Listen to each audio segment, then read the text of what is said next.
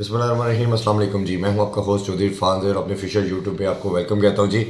आज एक और बड़ा मैच था पेशावर ज़ल्मी का और मुल्तान सुल्तान का, और दोनों टीमें अभी तक कोई मैच इससे पहले नहीं जीती थी, तो एटलीस्ट किसी ने अपना उस आइस को ब्रेक करके आगे मूव करना था। ज़ल्मी ने जी टॉस जीता और पहले बैटिंग का फैसला किया। पिंडी के पिच पे अभी तक के जितने मैचेस हुए हैं, जो टीम पहले बैटिंग कर रही है वही मैच जीत रही है, और सम हाउ ऐसे ही हुआ। बट इनिशली उनकी जो 2 विकेट्स थी वो बहुत अर्ली गिर गई, और उसके बाद उन्होंने बड़ा शानदार किस्म का कम बैक किया। हमने देखा कि साइम यू पहले ओवर में आउट हो गए, इसी तरह बाबर आजम भी दूसरे ओवर में आउट हो गए। फिर उसके बाद मोहम्मद हारिस ने और कैडमोर ने बड़ी शानदार किस्म की परफॉर्मेंस दी, और बड़ी ज़बरदस्त किस्म की परफॉर्मेंस इनकी पार्टनरशिप लगी। मोहम्मद हारिस की बात करें तो जो मैं पाकिस्तानी प्लेयर की बात कर रहा हूँ कि स्ट्राइक रेट का मसला है। हारिस को हम देखते हैं तो वो आलमोस्ट 200, अगर हम बात करें तो 14 के स्ट्राइक रेट के साथ खेले। उन्होंने 21 बॉलों पे 45 किया। इसी तरह कैडमोर की बात करें तो उन्होंने भी बहुत शानदार खेला। उनका खैर जो स्ट्राइक रेट था वो 30 गेंदों पे 52 था, 173 था। फिर आगे जो एक प्रॉब्लम नज़र आ था कि जो ज़ल्मी का मिडिल ऑर्डर नहीं चल रहा था। हुसैन तलत ने एज़ यूजुअल एक अच्छी इनिंग्स फिर खेली, स्टेबिलिटी प्रोवाइड की। उन्होंने अगेन से 37 रन बनाए। मिचेल ओवन की मैं बात कर रहा हूँ, उनके पहले 1-2 मैचेस में भी ग्लिम्पसेस नज़र आए थी कि he has all the authority, वो बड़ी शॉट्स खेलना जानते हैं। और आज उन्होंने फिर एक दफ़ा प्रूव किया, उन्होंने 15 गेंदों पे 34 की। लेकिन जो मेला लूटने वाली बात थी, जो इनिंग्स थी, वो अब्दुल समद की थी। पाकिस्तान को भी रिप्रेजेंट कर रहे हैं। पावर कैंप लगा था उसमें कई पार्ट थे। अमरजीन एशिया कप के अंदर भी हमने 1-2 इनिंग्स देखी, बट इन पे बहुत क्रिटिसाइज भी हुआ कि जी अभी ये इंटरनेशनल या पीएसएल की कमोडिटी नहीं है। बट उनको एक कैच भी बड़ा सिंपल सा ड्रॉप हुआ, हमने देखा बेसवाल से बाउंड्री पे। बट डिस्पाइट ऑफ इट अगर हम बात करें तो 14 गेंदों पे 40 रन बनाए और 285 का स्ट्राइक रेट था, जो शायद मेरा ख्याल अभी तक का सबसे हाईएस्ट स्ट्राइक रेट है, और जिसमें उनके 3 छक्के 4 चौके शामिल है।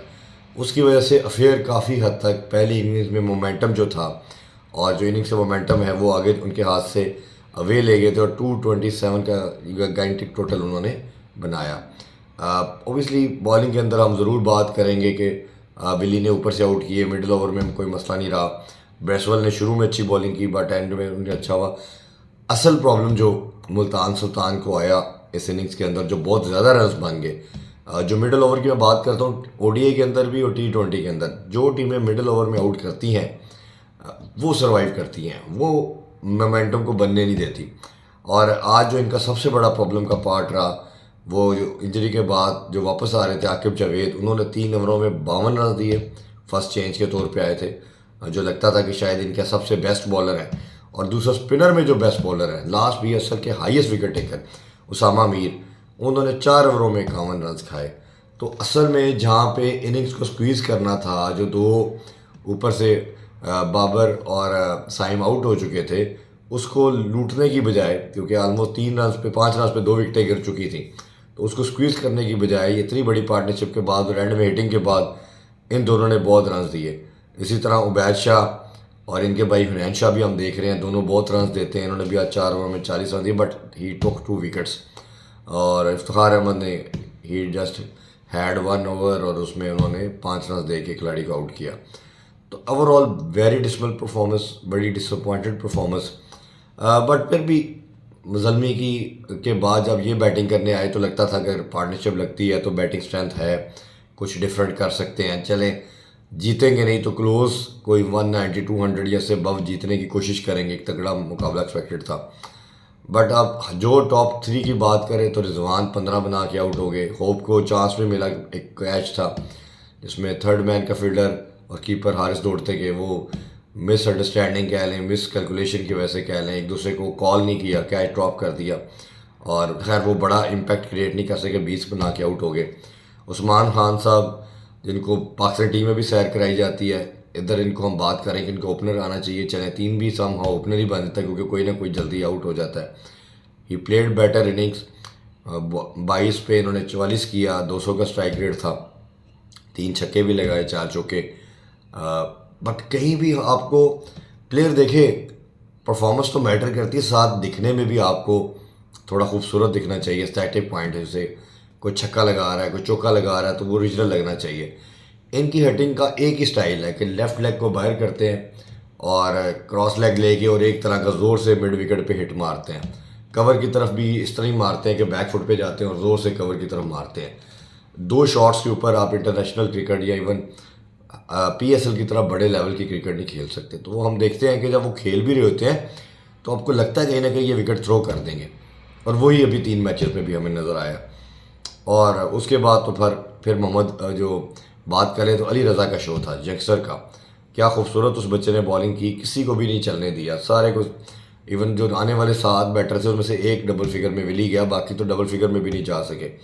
और इनकी बॉलिंग की बात करें, और शुरू से अच्छा स्टार्ट दिया लोकवुड से, 2-3 सीज़न से ये अब जल्मी के से खेल रहे हैं। विकेट तो नहीं ले हुए लेकिन इन्होंने कंटेन करके रखा।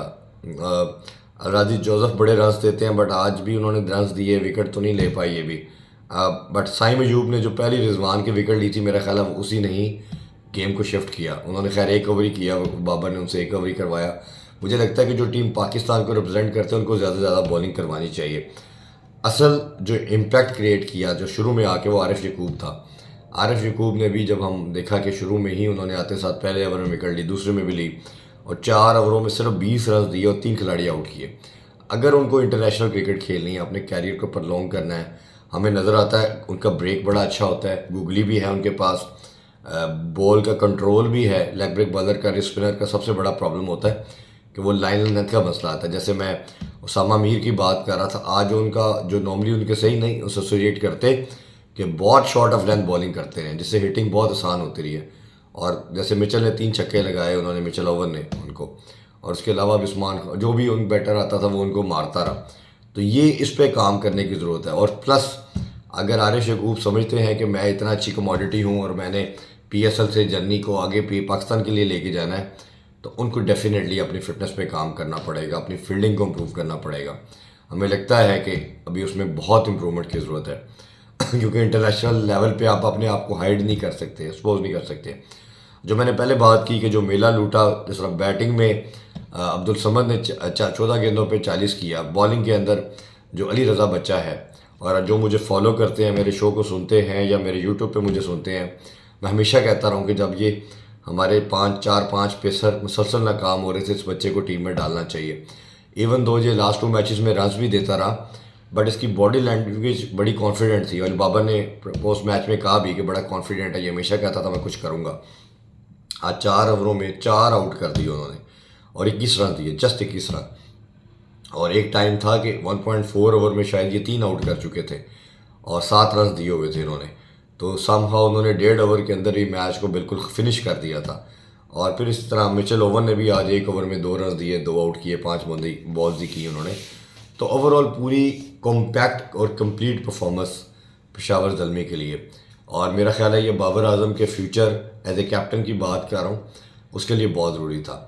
और जहाँ ये सारी डिस्कशन कर रहे हैं, थोड़ी सी बाबर की जाते हुए बात करूँ कि देखिए बाबर मुसलसल नाकाम होते जा रहे हैं। मैं एक जो चीज़ नोटिस कर रहा था कि वो अपनी जितनी भी उनकी videos daily Peshawar Zalmi release करता है, उसमें सिर्फ वो पावर हिटिंग की प्रैक्टिस कर रहे हैं। 2 मेरे मशवरे हैं बाबर आजम के लिए। जो एक मैंने लास्ट कल भी लोग में कहा था कि बाबर को अपने शोल्डर से कप्तानी के बैगेज को उतार देना चाहिए और सारी गेम को फोकस एज ए प्लेयर करना चाहिए, वो ज़्यादा बेहतर होंगे। दूसरा, बाबर को ये रिजिडनेस छोड़ देनी चाहिए कि मैं ओपन पे ही आना है। अगर इस रिजिडनेस के साथ वो लगे रहेंगे, प्रेशर बढ़ता जा रहा है, क्योंकि वो ओपनर आएंगे तो उनके ऊपर प्रेशर होगा स्ट्राइक रेट का, दायरे को यूज़ करना है, दायरे को लूटना है, ज़्यादा रन्स बनाने हैं। जब वो नहीं कर पाएंगे फिर प्रेशर आएगा। तीसरा ये है कि रन्स भी तो करने हैं भाई। ये 2 चीज़ें तो बात की हैं। सबसे पहली चीज़ जो है कि आप बैट्समैन हैं, पाकिस्तान से खेलते हैं तो पाकिस्तान के प्रीमियम बैट्समैन हैं। ज़ल्मी से खेलेंगे, लीग क्रिकेट में खेलेंगे तो उस टीम के आप प्रीमियम बैट्समैन हैं, जैसे विराट कोहली को कहा जाता है। कहीं भी आप खेलेंगे तो उसके लिए रन्स तो करने हैं आपने। अब वो इतना ज़्यादा प्रेशर आपने ले लिया कि आप रन नहीं कर रहे। एक तो जैसे मैंने कहा कि नंबर 3 पे आएंगे तो वो तेज़ खेलने वाला प्रेशर इनसे हटेगा और अपनी इनिंग्स को बिल्ड करने का थोड़ा टाइम सेटल होने का मिलेगा। और T20 के अंदर ना पहले 2-3 ओवर ही बॉल जो है ना सीम स्विंग करता है, और एशिया के अंदर पाकिस्तान में तो लिटरली 2 ओवर करता है। उसके बाद आपकी सीम स्विंग कम हो जाती है। जैसे आप देख रहे हैं, आपने नोटिस किया होगा कि हारिस रन्स कर रहा है, किसी ने सोचा क्यों कर रहा है? इसी वजह से कर रहा है कि हारिस जो है वो तीसरे नंबर पे चौथे नंबर पे आ रहा है, आज भी चौथे नंबर पे आए। तो वो डिले के साथ आने की वजह से सीम स्विंग ख़त्म हो जाती है, उनके लिए हिटिंग कन्वीनियंट होती है। तो बाबर को ये करना है। बाबर उसी माइंडसेट में है, जब फॉर्म लगी हुई थी, ओपन आते थे, सर्कल के अंदर से शॉट्स मारते थे, रन ज़्यादा बनते थे, तो बाबर की एवरेज अच्छी रहती थी। तो बाबर के लिए दो मशवरे ये हैं।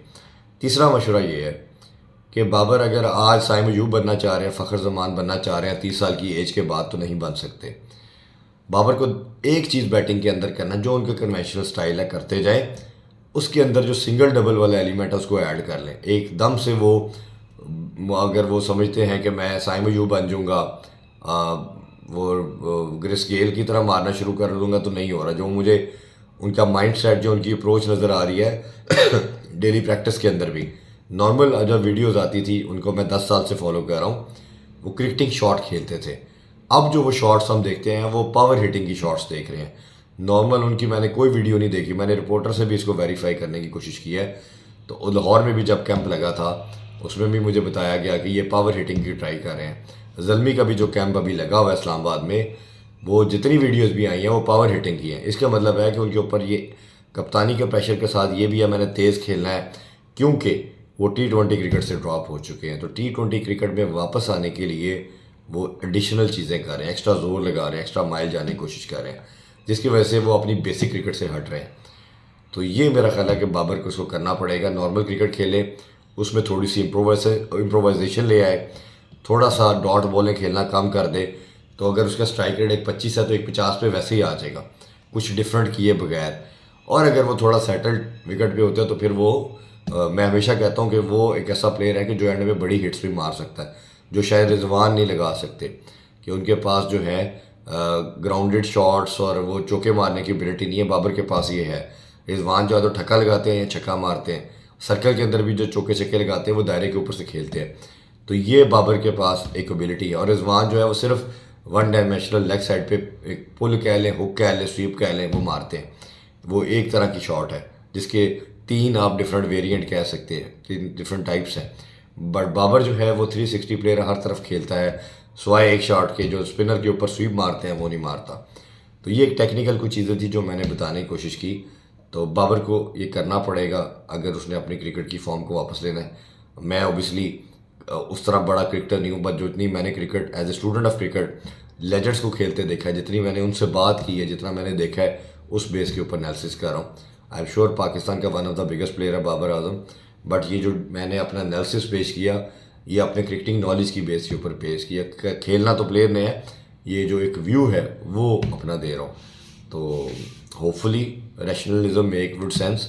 ये रैशनलिज्म की बातें हैं, कोई उनका बल्ला सीधा करने की मैं बात यहाँ इस तरह नहीं कर रहा कि स्विंग को इस तरह खेलना चाहिए, वो उनको माशाल्लाह खुद सब मालूम है। और वो जिस तरह मैंने कहा कि शायद पाकिस्तान के बेस्ट प्लेयर हैं वो, तो ये सब चीज़ें उनको मालूम है। आई होप ये इन चीज़ों को वो पॉजिटिव लेंगे रादर दैन किसी नेगेटिविटी के तौर पे इसको लेंगे। हम चाहते हैं कि बाबर हमारा प्राइड है, बाबर पाकिस्तान को प्राउड करे, खुद करे, लेकिन उसके लिए बाबर के बल्ले से रन आना ज़रूरी है। बाबर रन्स करेगा, उनकी PSL की टीम जीतेगी, पाकिस्तान जीतेगा। हम सिर्फ विक्ट्री चाहते हैं। बाबर 40 करे, 50 करे, 100 करे, बट वो करे सही, और करने से ही उनकी विक्ट्री की, उनकी टीम को विक्ट्री मिलेगी। और यही सबका ऑब्जेक्टिव होना चाहिए, चाहे वो कोई भी cross the board Pakistani player है, उसका मकसद एक होना चाहिए कि मैंने अपनी टीम को विक्ट्री दिलवानी है। इसी नोट के साथ जी इंशाल्लाह कल जो मैच खेला जाएगा उसमें इस्लामाबाद यूनाइटेड कराची किंग का, इस PSL की मेरी नज़र में अभी तक की बेस्ट साइड है, उस पर बात करेंगे कल डिटेल में। अपना बहुत ख्याल रखिए। अल्लाह हाफिज़। पाकिस्तान जिंदाबाद।